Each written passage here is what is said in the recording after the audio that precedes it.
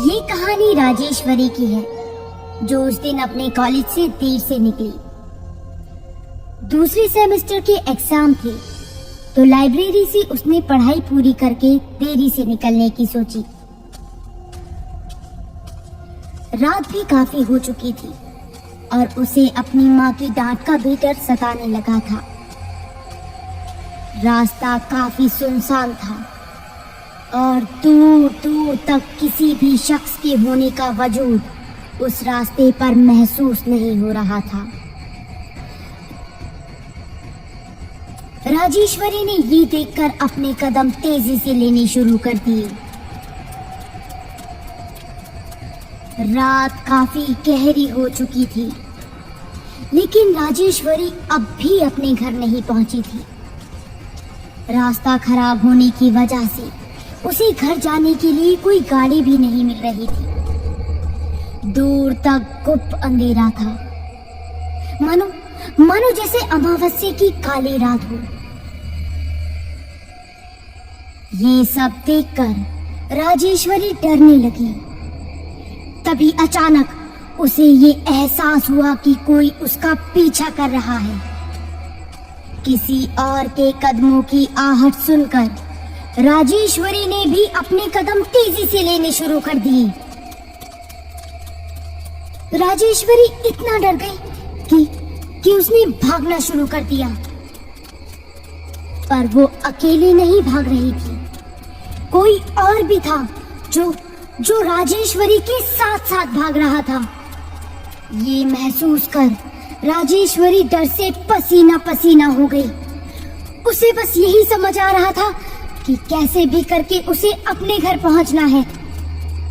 लेकिन अचानक राजेश्वरी के सामने आकर किसी ने उसका रास्ता रोक दिया। राजेश्वरी की मानो सांसें रुक गई। वो डर से कांपने लगी। अरे सुमित, तुम डर गई ना?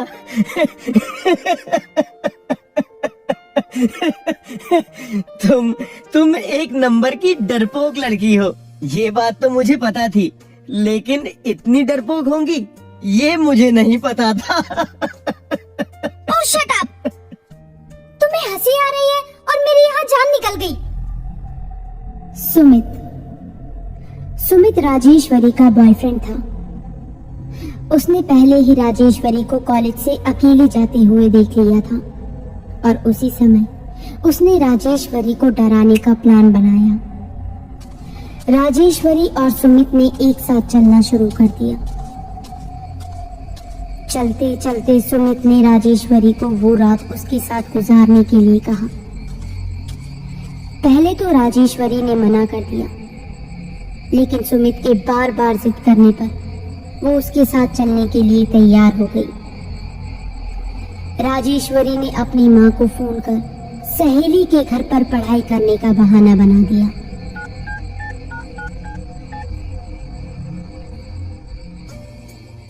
अब हेलो माँ, आज मैं रीटा के घर ही रुकूंगी।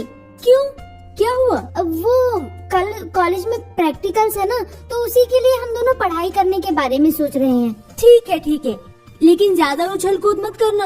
और हाँ, पढ़ाई करने गई हो, पढ़ाई ही करना, दूसरे काम में मत लग जाना। ठीक है माँ। सुमित राजेश्वरी को अपने घर के पीछे के तहखाने में ले गया। हाँ, अरे तुम मुझे यहाँ क्यों लेकर आए हो? तो क्या तुम्हें घर ले जाकर मुझे अपने मम्मी पापा से मार खानी है? दोनों ने काफी देर तक एक दूसरे से बात की। हंसी ठिठोली करने के बाद सुमित ने राजेश्वरी से नजदीकियां बढ़ाना शुरू कर दिया, जिसे देखकर राजेश्वरी ने अपनी नाराजगी जताई। सुमित ने उसकी नाराजगी को नजरअंदाज किया और उसने राजेश्वरी के साथ अपनी नजदीकियां बढ़ाना शुरू रखा। अब सुमित छोड़ो, देखो मत करो ऐसा, मना तो कर रही हूँ। राजेश्वरी का उस पर चिल्लाना सुमित को पसंद नहीं आया, जिसके बाद उसने भी राजेश्वरी पर चिल्लाना शुरू कर दिया। कितने ड्रामे करती हो तुम। हम एक दूसरे को इतने समय से जानते हैं, उसके बाद भी तुम्हें मुझ पर विश्वास नहीं। सुमित का इस तरह गुस्सा होना राजेश्वरी को बिल्कुल भी अच्छा नहीं लगा और वो वहां से जाने लगी। राजेश्वरी को वहां से जाता देख सुमित ने उस पर चिल्लाना शुरू कर दिया और जबरदस्ती शुरू कर दी। दोनों में खींचातानी काफी देर तक चली।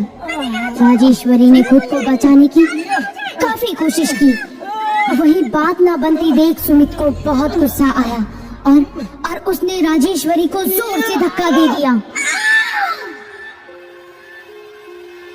सुमित का धक्का इतना तेज था कि तहखाने में रखे सरिये में राजेश्वरी का सर जा घुसा और उसकी उसी समय मृत्यु हो गई। राजेश्वरी को मरा हुआ देख सुमित की हालत खराब हो गई। उसे कुछ समझ ही नहीं आ रहा था कि वो अब क्या करे। हे भगवान, ये क्या कर दिया मैंने? अब मैं क्या करूं? ये क्या हो गया मुझसे? सुमित की सांस फूलने लगी। उसकी जान मानो हलक में अटक गई हो। वो बस अपने आप को बचाने के उपाय सोचने लगा। राजेश्वरी, जिस राजेश्वरी से वो बेइंतहा मोहब्बत करने की बातें किया करता था, आज वो उसी की लाश को ठिकाने लगाने की जद्दोजहद में लगा हुआ था। राजेश्वरी की लाश को ठिकाने लगाने के लिए सुमित ने एक लोहे का बक्सा निकालकर उसमें लाश को डाल दिया। फिर जंगल की तरफ वो उस लाश को खींचकर ले जाने लगा। जंगल के बीचों बीच पहुंचकर उसने लाश को दफनाने के लिए एक बहुत ही गहरा गड्ढा खोदना शुरू किया। काफी देर की मशक्कत के बाद उसने राजेश्वरी की लाश को उसी गड्ढे में डाल दिया। सुमित के हाथ खून से काफी लथपथ हो चुके थे।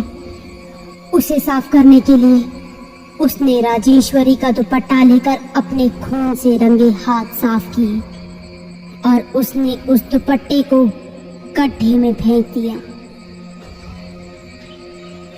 आखिरकार उसने राजेश्वरी की लाश को दफना दिया। राजेश्वरी के साथ किए गए गुनाह के सदमे से वो अब भी बाहर नहीं आया था। उसे अब भी विश्वास नहीं हो रहा था कि उसने खुद अपने हाथों से उसका कत्ल किया है। सदमे में होने की वजह से वो वहीं जाकर बैठ गया। मुझे माफ कर देना राजेश्वरी, मुझसे बहुत बड़ी गलती हो गई। मुझे अपने गुस्से पर काबू रखना चाहिए था। अब मैं दुनिया से तुम्हारा सच कैसे छुपा पाऊंगा? काफी देर तक खुद से बात करने के बाद सुमित ने हिम्मत जुटाकर वहां से जाना ही ठीक समझा।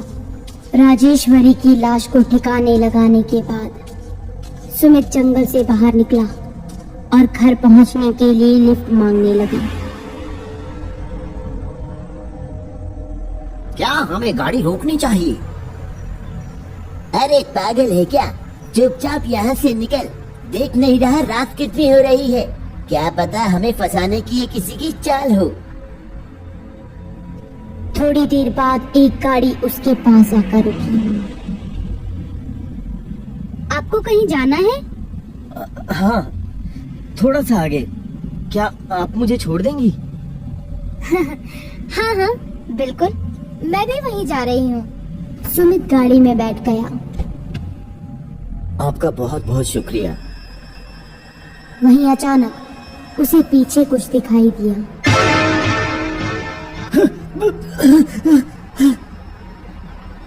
लड़की ने सुमित का घबराया हुआ चेहरा देख उससे इसकी वजह पूछी, जिसके बाद सुमित ने बेतुका सा बहाना बनाकर बात को टालने की कोशिश की।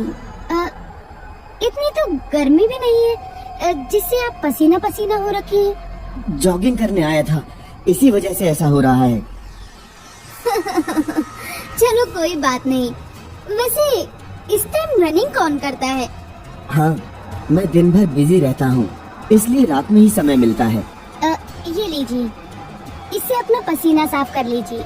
नहीं नहीं, अरे अरे कोई बात नहीं, आप इसे इस्तेमाल कर सकते हैं। सुमित कपड़े से पसीना साफ करने लगा, लेकिन अचानक उसने कपड़े को ध्यान से देखा तो वो राजेश्वरी का दुपट्टा था। उसने हिम्मत जुटाकर लड़की की तरफ देखा। क्या हुआ सुमित, तुमने मुझे नहीं पहचाना?